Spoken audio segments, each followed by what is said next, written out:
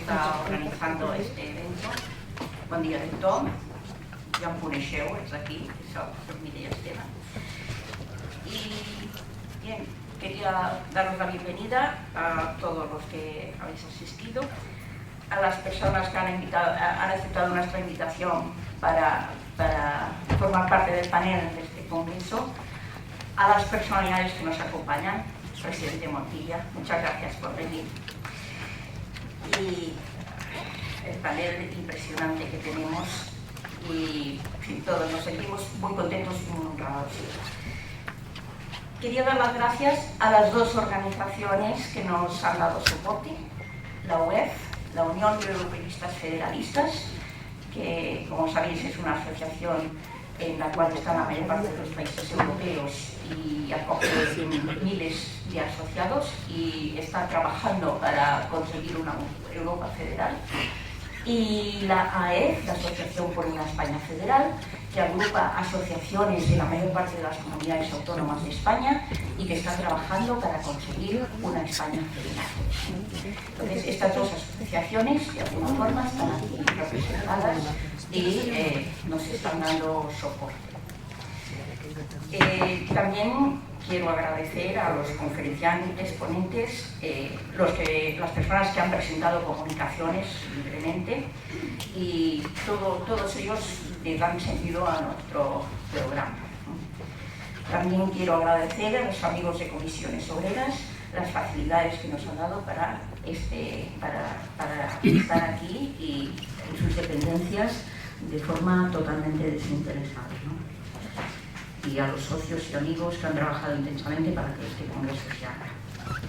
La primera pregunta que tenemos que hacernos es ¿por qué hacemos este congreso? Bien, es decir, si nosotros observamos con una mirada un poco holística, general, global, de cómo transcurren los tiempos, nos damos cuenta que España está sometida a dos procesos de federalización.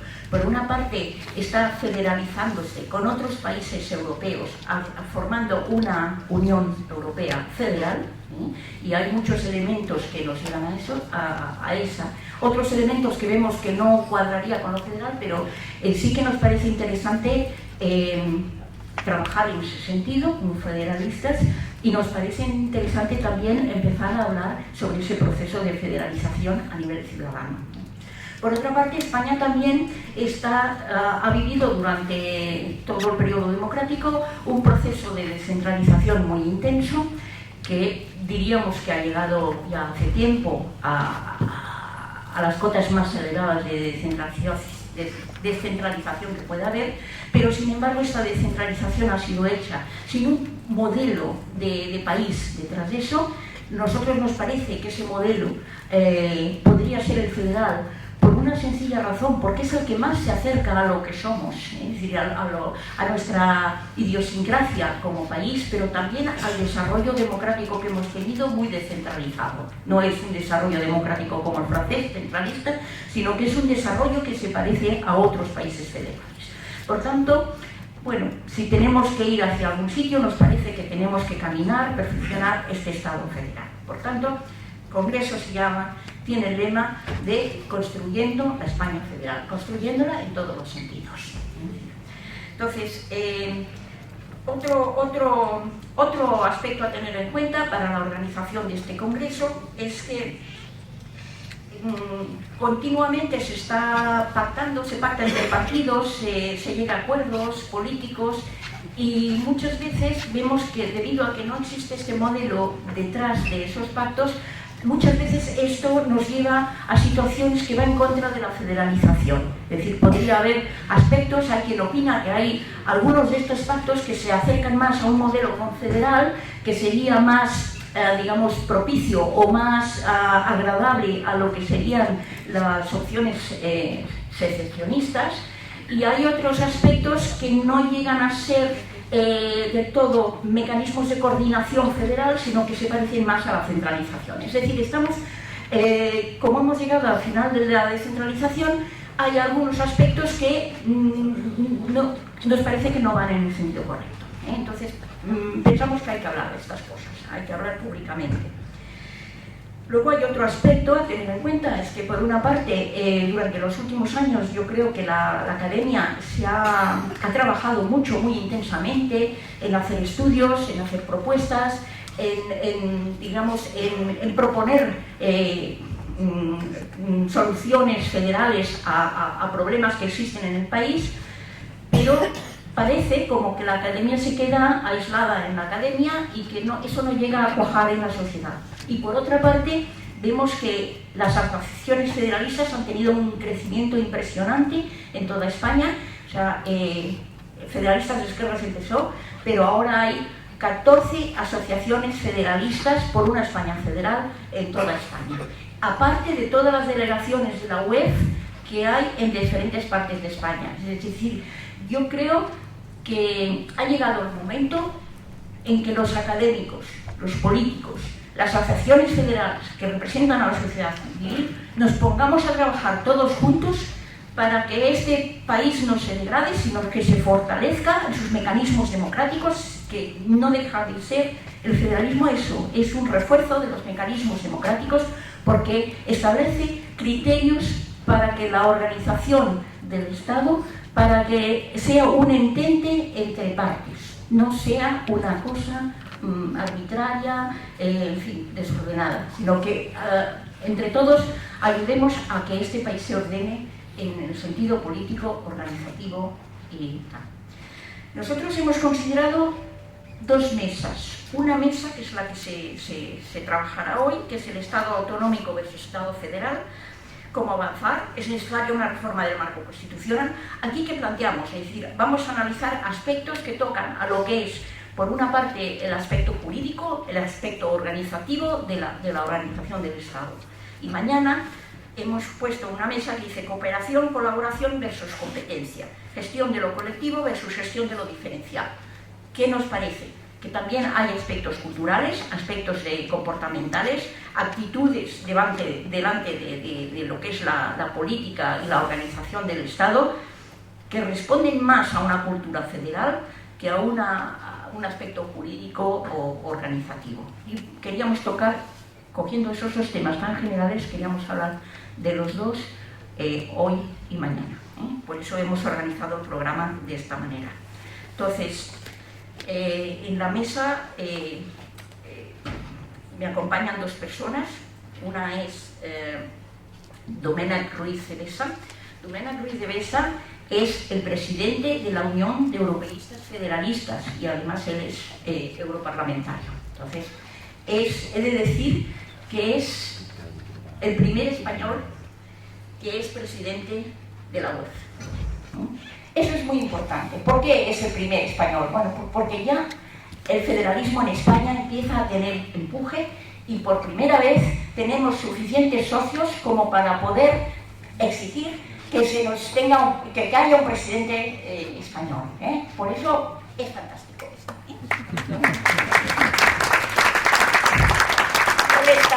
Que la mesa estaba previsto para mañana, la mesa de asociaciones, pero hemos pensado, bueno, él mañana no puede estar aquí, hemos pensado que dándonos la bienvenida de la entrada estaría muy bien. Después de él pasaremos un pequeño vídeo, dura un minuto, de Enrique Barón. Enrique Barón es el presidente de la UEF España, ¿de acuerdo? Él también no ha podido venir, pero nos envía un saludo, lo pondremos después de esto. Y finalmente nos acompaña Arcadi España, es el secretario de Estado de Política Territorial, que mejor que un político con funciones ejecutivas, para que nos explique un poco, nos dé la bienvenida, nos explique un poco las líneas maestras de lo que es la política territorial, si va en este sentido o no, que nos gustaría saberlo. En fin, luego, después de esto, haremos la conferencia inaugural, ya explicaremos. Adelante, Domènec.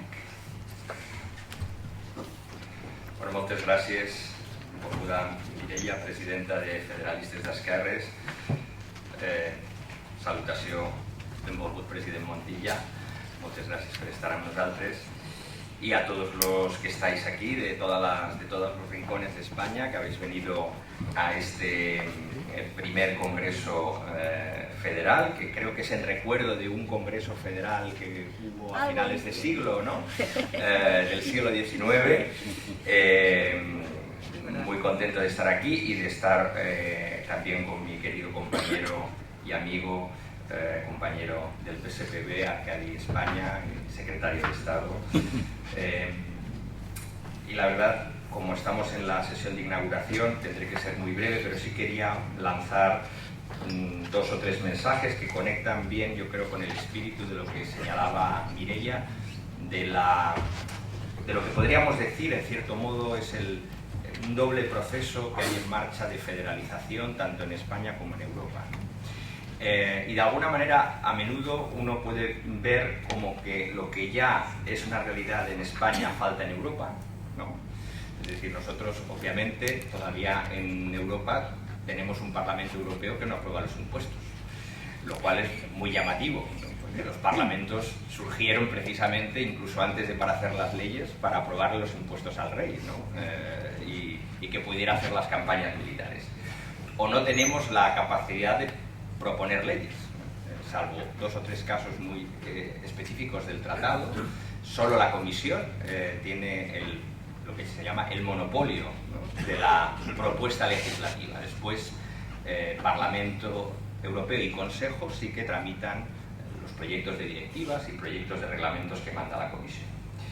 Desde ese punto de vista, no tenemos una construcción parlamentaria estándar como la que hay ya en España. Pero visto desde otro lado, también en España hay carencias federales que sí que encontramos en el sistema europeo.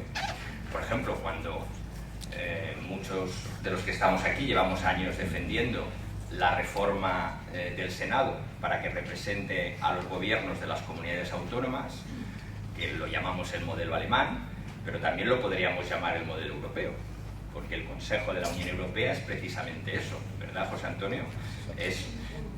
Y de inspiración alemana, seguramente, no por casualidad lo llamamos Consejo. El Bundesrat es el Consejo de la Federación, ¿no? Y ahí se sientan los 27 ministros de cada materia, como sabéis, para colegislar con el Parlamento Europeo. También, por ejemplo, la cuestión de la descentralización. Yo recuerdo cuando Arcadi se desempeñaba brillantemente como conseller de Hisenda de Chimo Puig, que Chimo decía que Madrid, perdón por los madrileños, no os lo toméis a mal, decía, es la aspiradora de España, ¿no? Lo traga todo. Y es verdad que cuando uno compara, y el presidente Puig siempre hacía la comparación con Alemania, y yo le decía, sí, pero puedes hacer también la comparación con Europa, porque él decía, en Alemania, y tiene toda la razón, decía, en Berlín está el gobierno, pero el Banco Central está en Frankfurt, no está en Berlín, ¿no? El Tribunal Constitucional está en Karlsruhe, no está en Berlín, mientras que en España todas las instituciones en Madrid, ¿no? Modelo francés, que no está muy en alza, por lo que vemos, ¿no?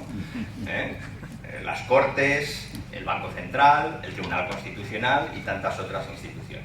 Y yo le decía a Chimo, tienes toda la razón, pero si te fijas, la Unión Europea también es ese modelo. En la Unión Europea no concentramos todo en Bruselas.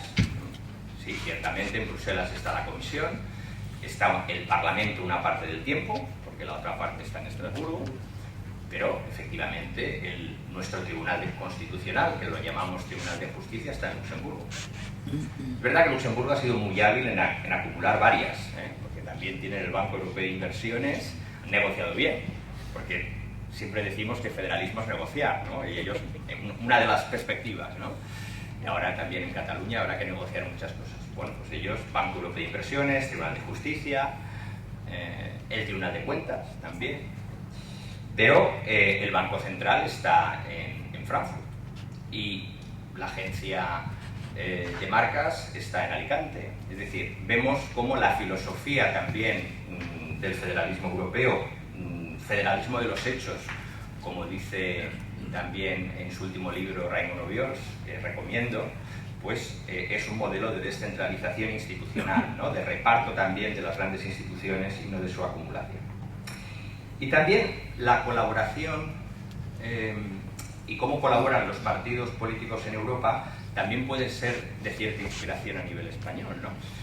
Hemos visto que justo el jueves se acordaban las propuestas de los llamados top jobs, de los puestos más importantes de la Unión Europea en el Consejo Europeo de Bruselas, y vemos cómo hay una negociación entre familias políticas europeas, democristianos, socialdemócratas y liberales.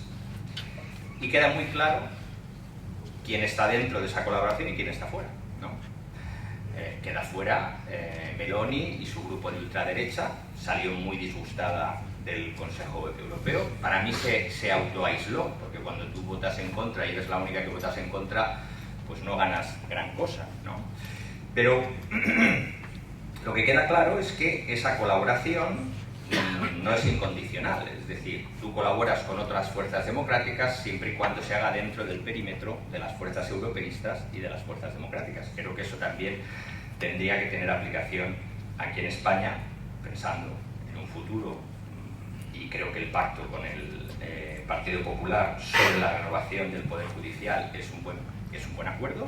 Tendría que haber más, pero el Partido Popular también tendría que pensar cuáles son sus alianzas a su derecha y si eso es compatible con una colaboración entre los partidos democráticos y europeístas, ya sea en Europa, ya sea en España. Y luego, por rematar estas breves palabras, en cierto modo creo que este momento actual y estas elecciones que en España, digo elecciones europeas, que en España han tenido alguna característica positiva. Por ejemplo, la participación. La participación ha subido 5 puntos con respecto a las de 2014. Esto es una subida muy significativa.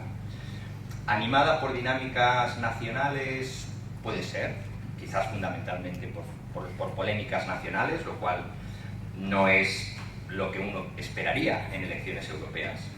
Aquí tenemos un problema que yo llamaría de federalismo electoral. Este es un concepto que a lo mejor no está teorizado, ¿no, Joan?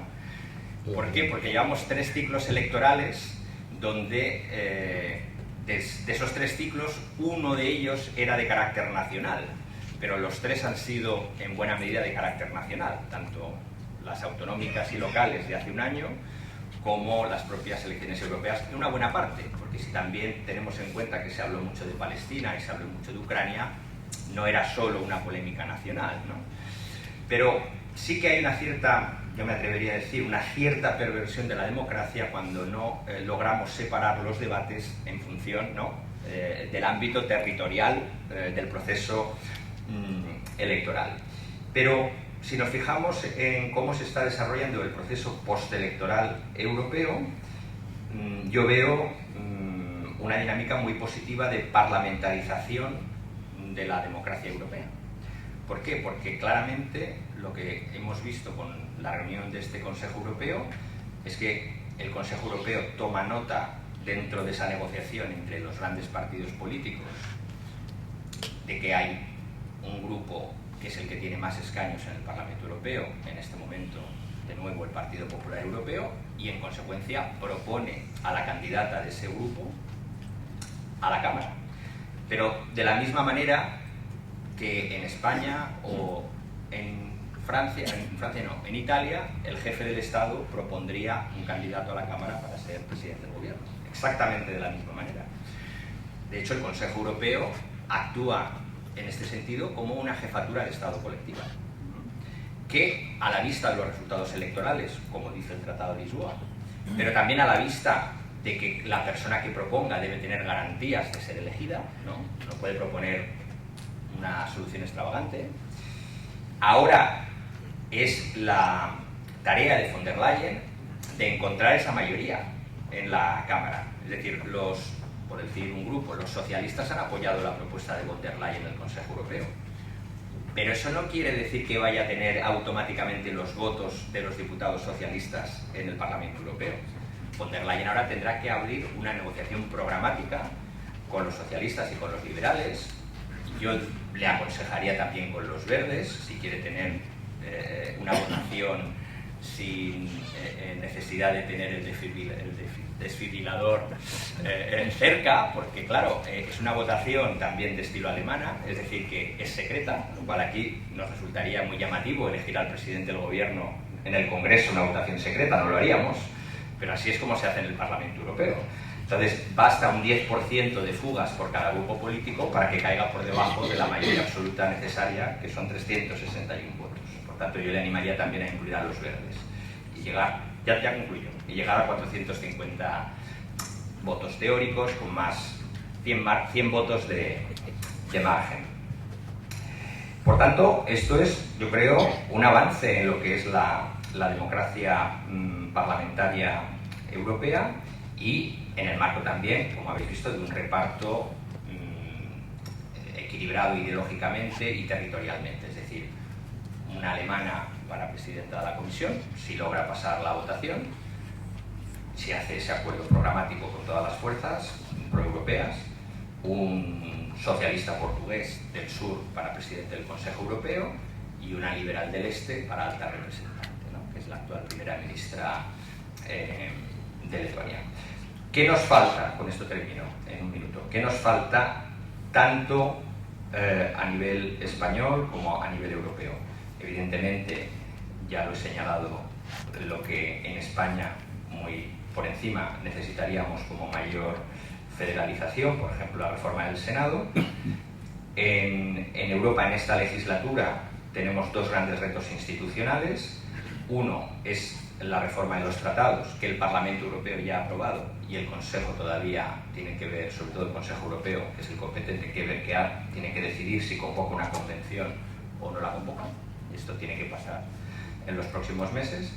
Y también la propuesta de ley electoral europea que ha hecho el Parlamento y que el Consejo todavía no ha iniciado la negociación con el Parlamento y que debiera estar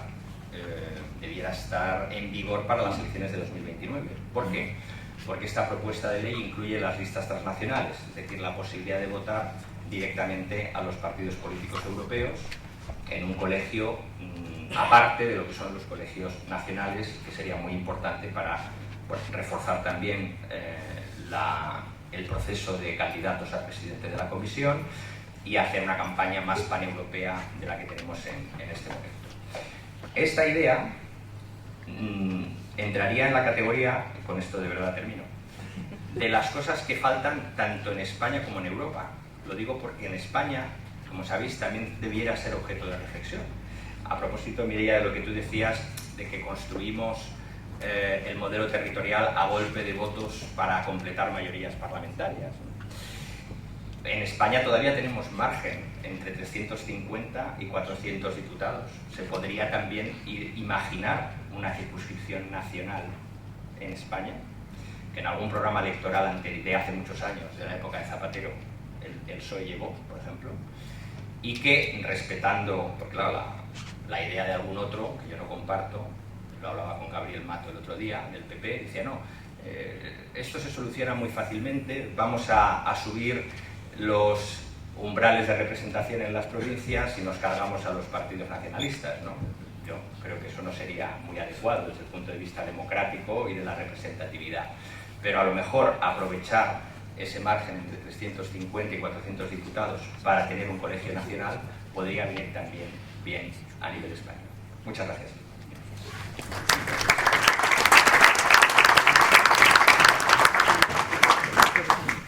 El vídeo de Barón. Saludo como presidente de la Unión Española de Federalistas a este congreso oportunamente convocado por Federalistas de Esquerra para avanzar en nuestro trabajo en un momento especialmente oportuno para Cataluña, para España y para Europa, porque los federalistas estamos construyendo una Europa en paz frente a aquellos que quieren volver a una Europa de nacionalistas enfrentados. La respuesta sigue siendo la Federación Europea y una España federal en una Europa federal. Buen trabajo. Salud. saludo como... Gràcies, Mireia, president Montilla, a tots els que ens acompanyeu, a Domènec, amic Domènec, eurodiputat valencià, que he tingut la sort de compartir moltes coses i jo crec que Europa sol se pot viure des de la passió i tu la vius i això és una molt bona senyal per a tots. Quan parlàs, primer agrair la invitació. Ai, mira la gent, entonces me'n va al meu poble, lo que parla el meu poble, ¿no? Pero sí, primero agradecer a la organización, el Congreso, yo creo que es muy oportuno que sea en Barcelona, en la ciudad de los prodigios, pues también está muy bien. Después seguramente podremos ir a otros sitios de nuestro país para hacerlo y para exportar esta visión, creo que muy amable, eficiente y solidaria de lo que es la organización de un Estado, ¿no? Y hablando de lo que comentaba también Domènec, cuando hablaba esto de los ejemplos que ponía Ximo Puig, el desconcentrar la Administración General del Estado, me he acordado una frase que yo creo que es muy descriptiva, que España tiene una carrocería alemana pero un corazón francés. Entonces yo creo que eso es una de estas contradicciones en las que vivimos, ¿no? Todos los países tienen contradicciones, pero bueno, nosotros también. Yo quiero trasladarles también brevemente un poco las reflexiones desde un punto de vista no tan académico, como luego vamos a tener en las distintas ponencias, pero sí desde la humilde experiencia de un político que ha tenido la suerte de ser jefe de gabinete de Ximo Puig cuando estábamos en la oposición y en la primera legislatura suya, conseller de infraestructuras en Valencia y conseller de Hacienda. No os tengo que decir que la Hacienda es de estas cosas que ya te marca para toda la vida. Uno puede ser muchas cosas, pero si tocas Hacienda alguna vez, ya no vuelves a ser la misma persona, ¿no? Y también porque he vivido, he tenido la suerte de poder vivir, y ahora también con la suerte de que el presidente del gobierno, Pedro Sánchez, pues haya querido confiar en mí para poder ser secretario de Estado, pues he tenido la visión autonómica de gestión y la visión también central del gobierno de España en un ámbito como es la política territorial, ¿no? Lo que no tenemos que olvidar son a veces las obviedades que parece que nunca las recuerda nadie. La democracia en este país ha venido de la mano de un proceso de descentralización y eso ha sido así y se nos olvida, ¿no? Yo creo que tendríamos que ser conscientes de eso. Y antes de entrar en debates, porque venía yo la palabra federal, ¿no? La política muchas veces contamina las palabras y no siempre para bien. Entonces, más allá de cuando dices Estado autonómico, y hay gente en este país que se pone como nerviosa, ¿no? Como si fuera algo que no es positivo, que es algo que quiere destruir, ¿no? Y si dices ya federal, ya algunos se vuelven hasta locos. Dice, esto es un paso más, ¿no? Esto es donde nos quieren llevar estas personas, ¿no? Pero más allá de esas cosas que no debemos olvidar, porque están presentes en nuestro país, no debemos olvidar nuestra historia.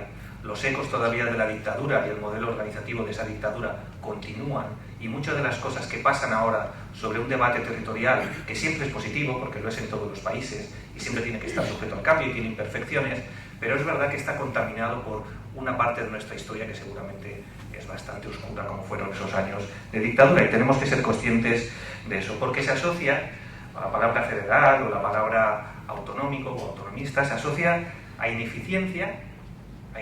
¿Cuántas veces hemos escuchado esto no funciona porque hay mucha gente que tiene que decidir, nadie se pone de acuerdo, las reglas son diferentes en función de estar en un municipio o en otro, en un territorio o en otro, y esto es muy ineficiente? O en otros casos ya directamente eres autonomista y eres independentista. Entonces yo creo que son tabús tópicos que han puesto en nuestro escenario de debate público en nuestro país, que yo creo que son bastante, además de que son irreales, son bastante perjudiciales, ¿no? Pero yo creo que ha funcionado. Yo creo que estaremos todos convencidos de que esa historia conjunta de democracia y descentralización le ha ido bien a nuestro país. No solo en términos económicos y sociales, tenemos los mejores datos de crecimiento económico que hemos tenido, nunca ha habido tanta gente trabajando en nuestro país. España funciona, avanza, ahora con unas cifras de crecimiento económico y unas perspectivas mucho más elevadas que el resto de nuestros socios comunitarios, y a pesar de todo el ruido y la furia que invade los medios de comunicación, pues este país funciona, da unas cifras buenas de progreso económico, no solo económico, sino social. Y recordemos lo que se decía durante la pandemia, que iba a ser un desastre la gestión de la pandemia en España porque había muchísimos modelos sanitarios diferentes, uno por comunidad autónoma, y se decía que eso no podía funcionar. Y había cantos de volver a recentralizar competencias pensando que así se iba a gestionar mejor. Pero con el tiempo, y también un gran ministro como fue Salvador Illa, hemos visto que los resultados de esa gestión en un momento de una crisis que pasa cada siglo fueron buenos. España sorteó con todas las dificultades, todos los problemas, pero la mayor crisis seguramente del siglo la sorteó bien, mucho mejor que otros países, con un Estado autonómico. Recuerdo todas las reuniones los domingos por videoconferencia de todos los presidentes autonómicos, y cómo se iba gestando y articulando las medidas en muchas veces muy difíciles, muchas veces, como todos nosotros recordamos, muy difíciles, pero la arquitectura institucional de nuestro país no solo superó con nota esa crisis, sino que la reforzó y dio lugar a un Estado autonómico que debería de estar más confiado en que funciona, y deberíamos de percibir todos los españoles y las españolas que ese Estado autonómico, con todas las dificultades, porque todo siempre es mejorable, pero funciona. Y eso es algo que en este país decir que algo funciona es difícil últimamente, ¿no? Pero yo creo que funciona y que nos va bien, aunque tenemos mucho que recorrer y mucho que avanzar. Y hay veces que también escuchas algunos debates y algunos discursos de algunas fuerzas políticas y piensas que nuestro país es único, que es el único que tiene una cosa que se llama Estado de autonomías, como si fueran únicos, ¿no? Entonces, pues vámonos a algunos informes recientes de la OCDE donde dicen cosas que, en fin, que a algunos les sorprenderá, ¿no? Análisis de la OCDE de los últimos 50 años, en todos los países que forman parte. Literalmente, la autoridad y el poder de las regiones se ha incrementado en un 67% de los países estudiados. Durante 50 años se ha incrementado el proceso de descentralización de las instituciones centrales o gubernamentales hacia las administraciones regionales. Y eso ha pasado tanto en los que tienen un corte unitario, tipo Francia u otros países que son más unitarios, que también han iniciado un proceso de descentralización, como en los países que tienen un carácter autonómico, más autonómico o federal. Pero es más, hasta 2/3 de todos esos países han optado por modelos de gobernanza regional asimétrica, otra palabra que es imposible aquí para decir a veces, ¿no?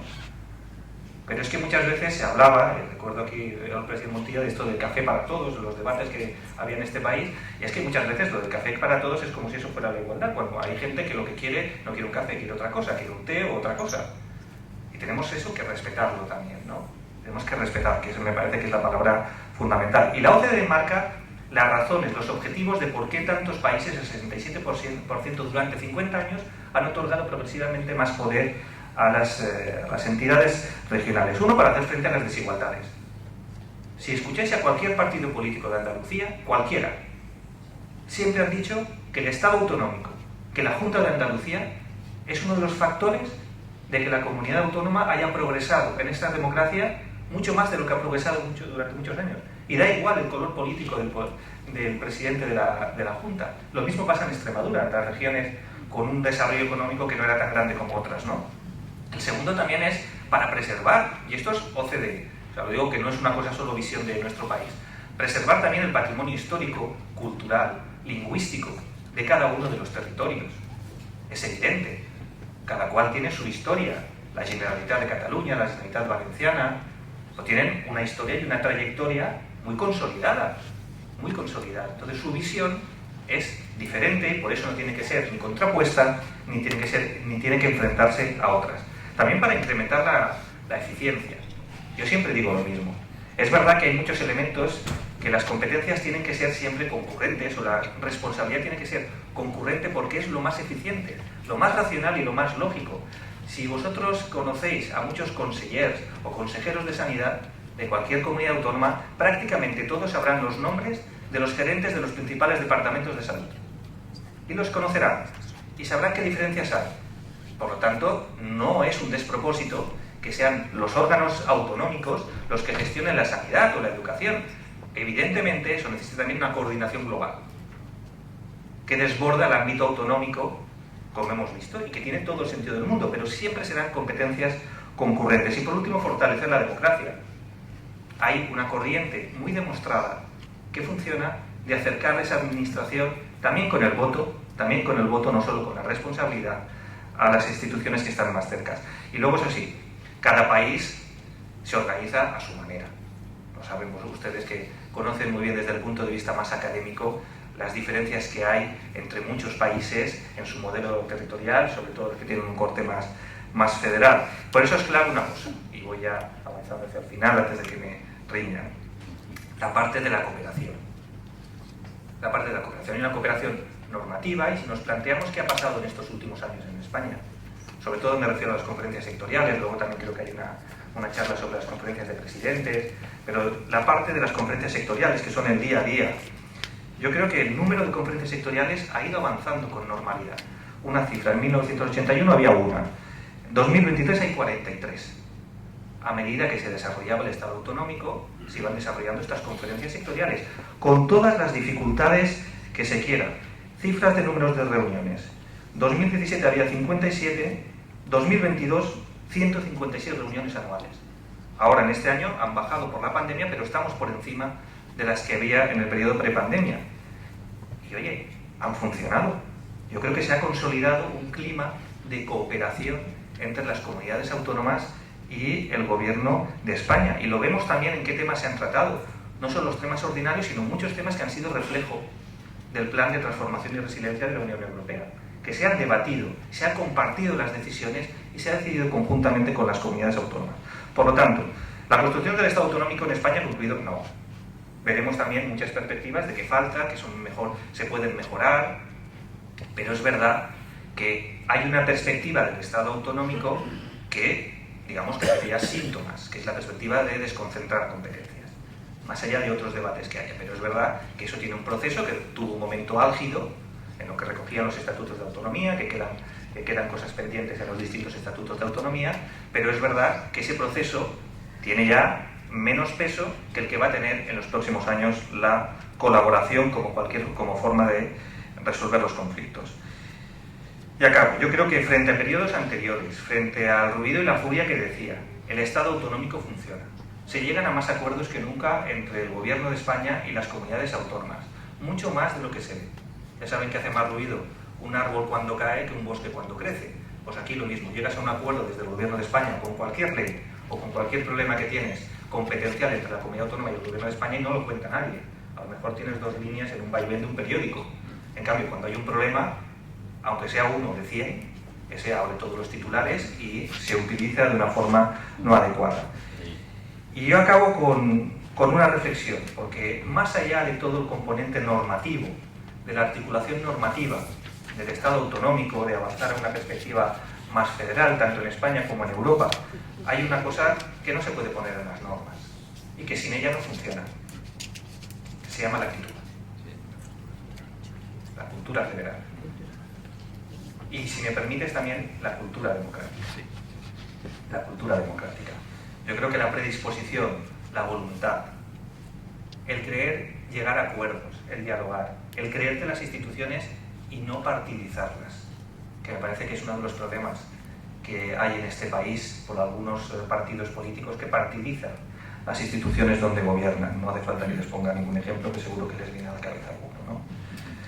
El querer tener un servicio público, si no tenemos esa parte, por muy bien que tengamos construido la arquitectura legal, normativa, si no hay una voluntad de utilizar esas normas para un bien común, para mejorar los servicios públicos, para mejorar la convivencia en nuestro país, no servirá cualquier arquitectura que tengamos.